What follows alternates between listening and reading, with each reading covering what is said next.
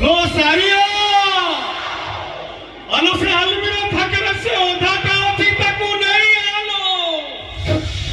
मुठ के ढको ढको करी पी जाए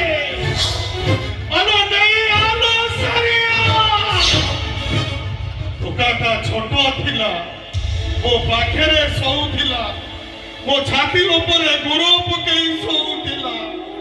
से सिना मते बुझी पारिलानी से मते बेईमान बापो बोली कोई नहीं गला ए सारिया आनो तू पूरा 35 वर्ष हलारी मो घर को कोउ हे आसिलनु तू कोन जानि परिलनी तो स्वामी रो चरित्रटा कोन तो स्वामी कोन ए सारिया नारी आखिरो लुह तरल पदार्थरे तैयारी सहजरे बही जाए लो सारिया पुरुष पर आखिर लुह प्रत्येक मुहूर्त प्रत्येक समय आखि दीटा को लाल कर देता लो सारिया आनु ए दुनिया में को बापो कोण चाहे बापो बंची थाऊ थाऊ पुओटा को के मारी दो